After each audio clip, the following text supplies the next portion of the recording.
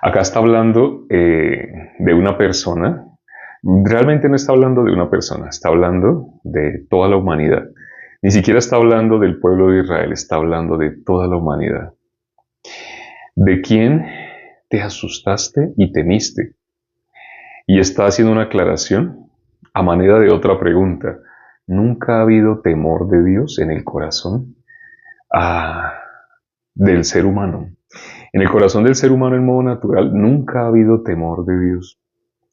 Cuando el ser humano habla aparentemente espiritual, aparentemente de una manera piadosa, cambia la voz y cambia su expresión facial y ya, de esa manera ya es que una persona es espiritual.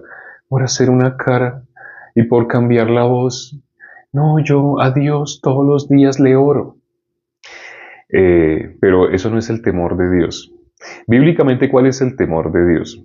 El temor de Dios es el que tiembla ante la palabra de Dios. Y así dice la palabra. Dios que busca una persona que tiemble ante mi palabra. La palabra de Dios dice que Jesús quitó el pecado del mundo. Ese es Juan 1.29, uno de los versículos que más tenemos que compartir. Porque ese fue el sentido en el cual nuestro Señor Jesucristo venía a este mundo. Cuando leemos el Antiguo Testamento, cuando miramos las ofrendas que se hacían por la expiación, era necesario que todo lo que está escrito allá se cumpliera. Pero todo lo que está escrito en el Antiguo Testamento era sombra de lo que iba a suceder con nuestro Señor Jesucristo. El libro de Levítico es el libro que está encargado de mostrarnos cómo es que una persona se puede purificar de sus pecados. Pero todo lo que el ser humano hace de una manera natural, de una manera humana, dura poco tiempo. Por ejemplo, cuando el hombre se purificaba por medio de una ofrenda del sacrificio de un corderito, entonces esa purificación le duraba un poco tiempo. Al día siguiente, otra vez ya era pecador. La mayoría de las personas, ¿dónde tienen su concepto de ser limpios o de ser pecadores? De ser justos o de ser pecadores. La mayoría de las personas tienen su concepto en el Antiguo Testamento. Por eso, quien era limpio del pecado de una manera humana, no se podía considerar ni siquiera justo.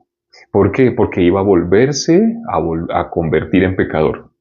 Eso es imposible en el mundo espiritual, pero en el mundo humano sí es posible. Es decir, cuando una persona humanamente se trata de limpiar del pecado, se va a volver a sentir pecadora. Va a estar en un altibajo. Pecador, no pecador, pecador, no pecador. Si se logra limpiar del pecado, eso le va a durar poco tiempo, porque lo está haciendo humanamente. Si lo hace humanamente, tiene un tiempo, un lapso de tiempo muy limitado. Pero si lo hace en el mundo espiritual, si una persona es limpia del pecado, en el mundo espiritual es eternamente. Lo hace una sola vez, lo hace para siempre.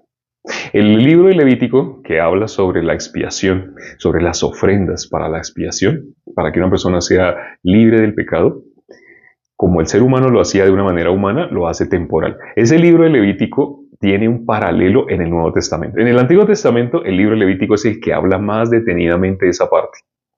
Pero cuando miramos en el Nuevo Testamento, está el libro de Hebreos. En el libro de Hebreos es considerado como el Levítico del Nuevo Testamento.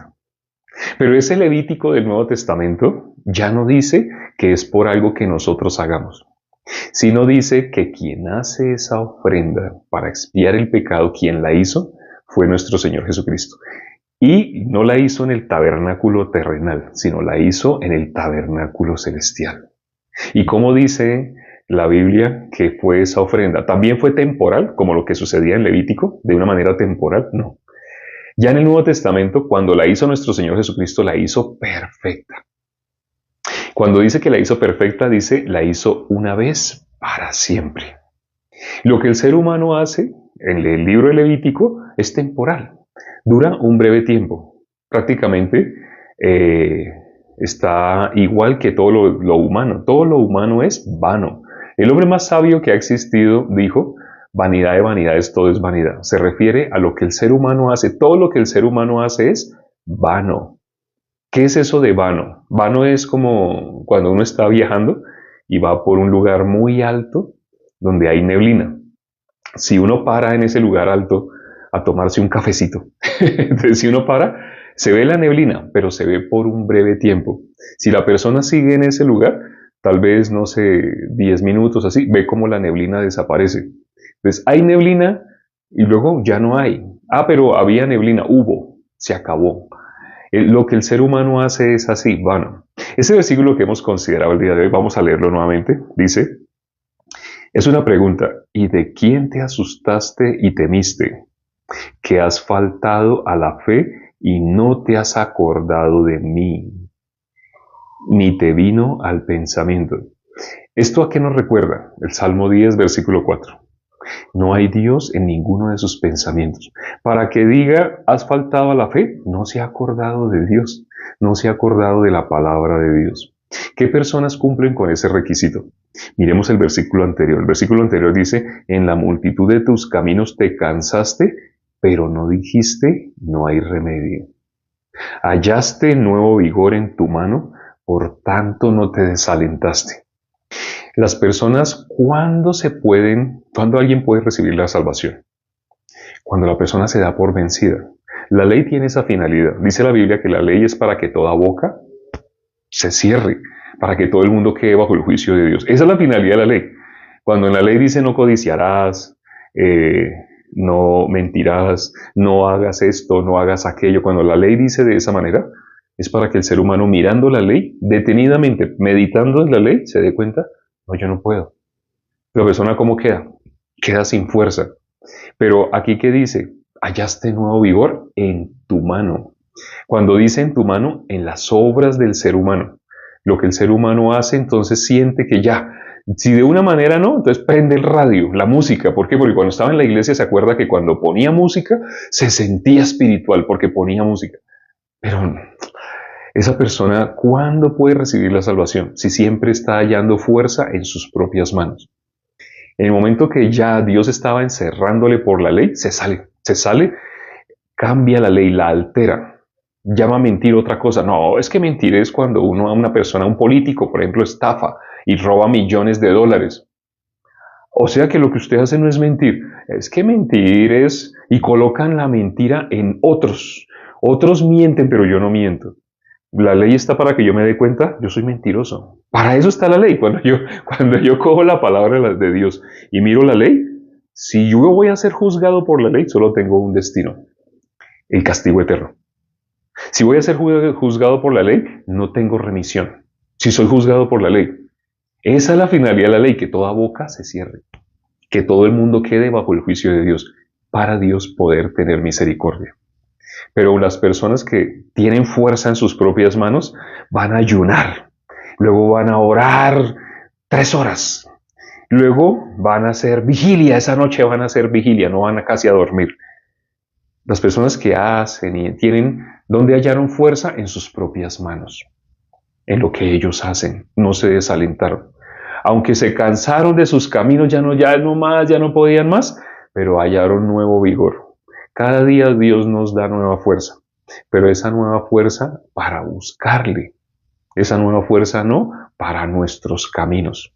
La persona que está cansada, he escuchado personas así, de religiones donde son sacrificio, sacrificio, sacrificio, personas que han dicho, estoy cansado de madrugar y orar 3 horas y ayunar 2 veces a la semana, ya estoy cansado. He oído personas así, pero solamente duermen, comen, se alimentan y ¿qué cree que van a hacer? Otra vez vuelven a su mismo camino. Esfuerzo, sacrificio, nunca lo van a alcanzar. Yo les digo, te adelanto algo, de esa manera nunca vas a alcanzar.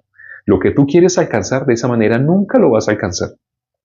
Porque la Biblia, aquí, y le leo estos versículos, sobre todo el versículo 10, el versículo 11. Porque esa persona, ¿dónde está hallando fuerza? En sí mismo. Y Jesús que dijo, si alguien quiere venir en pos de mí, niéguese a sí mismo. Versículo que casi no enseñan. Esta frase casi nunca la enseñan. O sea, es difícil que alguna supuesta iglesia la mencione. ¿Cuál? El requisito que puso Jesús. Si alguien quiere venir en pos de mí, niéguese a sí mismo. Bote su camino, bote su pensamiento, lo dice Isaías 55, versículo 7. Bote su camino, bote su pensamiento, para que se pueda volver a Dios. No sirve llevar la palabra si todavía tienes tu camino. Tú puedes llevar la palabra, ir a la iglesia, pero bota primero que todo tu camino para que puedas recibir el camino verdadero. Vamos a orar ya para terminar. Padre, gracias por este tiempo que nos permites para considerar tu palabra. Lamentablemente, Satanás logra su cometido haciendo que la persona confíe en sí misma.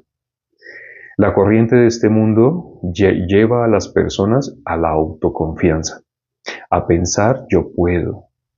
De esa manera, ¿cómo una persona puede escapar de la condenación? No hay forma.